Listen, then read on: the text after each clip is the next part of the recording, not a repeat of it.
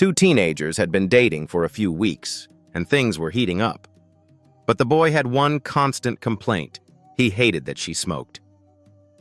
One lazy afternoon, after a particularly intimate moment, she lit up a cigarette and took a long, satisfied drag. He frowned and said, "You really ought to quit." Rolling her eyes, she exhaled slowly. "I like a cigarette after it relaxes me."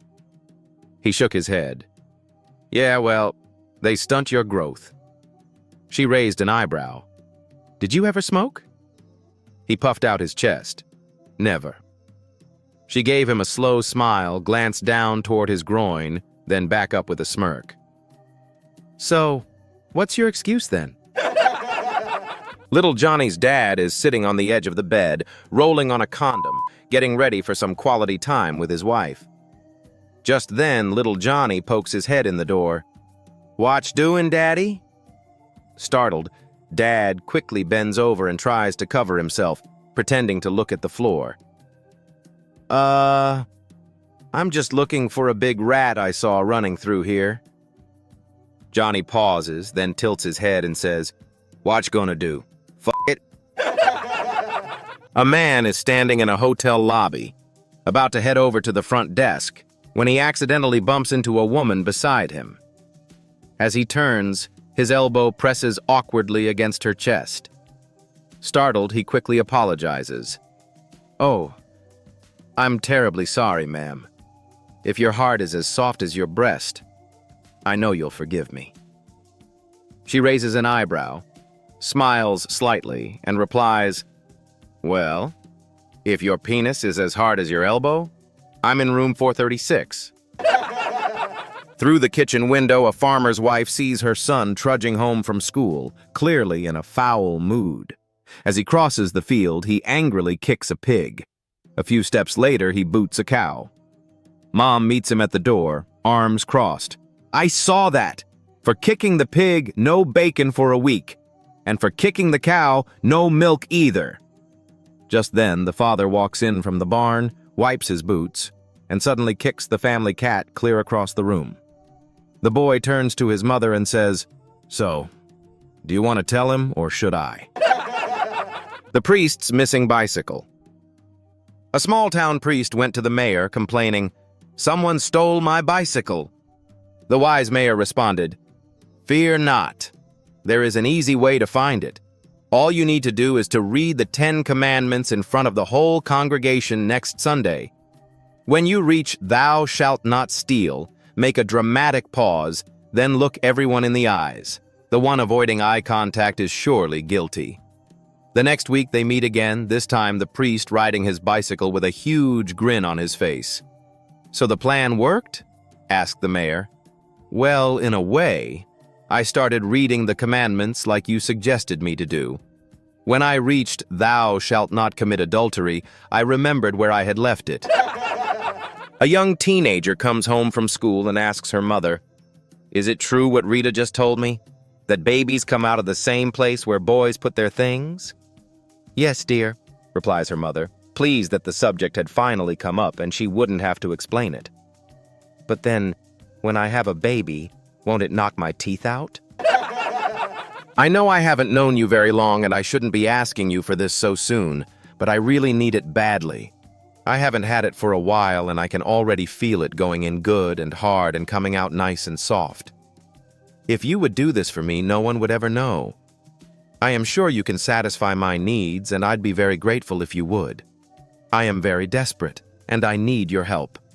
You must think by now that I have a lot of nerve, but I can feel my tongue wrapping around it and sucking out all the juices until it's very dry. I am not going to beat around the bush any longer, so can I please have a piece of gum? A blonde woman had already failed her written driving test 4 times. Determined to pass on her 5th attempt, she walked into the testing center with a new sense of confidence. As she flipped through the questions, her heart sank. There it was again. The same question that had tripped her up every single time. You're driving at 100 miles per hour. To your right is a solid wall. To your left is a steep cliff. Straight ahead, in the middle of the road, stand an old man and a young man. What do you hit? She stared at the page, frustrated. She'd tried every possible answer on previous tests. The wall, the cliff, the old man, the young man. None of them had been right. Finally, fed up, she marched to the front desk and confronted the examiner. "I've taken this test 4 times, she exclaimed. "Every time I pick a different answer and every time I fail. So what the heck am I supposed to hit?" The examiner looked at her calmly, smiled, and replied, "The brakes, ma'am. You're supposed to hit the brakes." Wife smacks her husband with a frying pan. Husband, "Ow! What was that for?" Wife, "I found a slip of paper in your pocket with the name Rebecca on it." Husband, "Oh, for crying out loud, that's the name of the horse I bet on at the races last week." Wife pauses. "Oh, I'm so sorry, honey." The next day, whack! She hits him again with the frying pan. Husband, "What now?" Wife, "Your horse just called." This evening, I stopped by Kroger, wearing one of my husband's old sweatshirts. Nothing special, just a quick errand. As I stood in the checkout line, the man in front of me glanced at the sweatshirt and asked casually, "Is that yours?" A little surprised, I smiled and replied, "Oh no, it's my husband's." He paused for a moment, then asked, "Is he around? I'd like to thank him." My smile softened. "He's deployed right now," I said quietly. Without hesitation, the man began placing my groceries on the conveyor belt with his own. Before I could process what was happening, he turned to me and said he'd be paying for all of it. I was stunned, completely speechless. All I could whisper was, "Oh my gosh. Are you sure? Thank you. Thank you so much." He simply nodded, then said something I'll never forget. "That place over there nearly took me away from my wife and 4 kids. Promise me this. Stay true to him while he's gone. Be honest. And when he comes home, love him harder than you ever have before." Even now, hours later, I'm still holding on to that moment. A stranger didn't just pay for my groceries. He gave me a message. A reminder that compassion still exists. Quiet, powerful, and unexpected. That goodness is alive in this world, if we're willing to see it. And sometimes it shows up right behind you in the checkout line. 3 elderly brothers, 96, 94, and 92, still live together in the old family house. One evening, the 96-year-old runs a bath. He puts one foot in and freezes.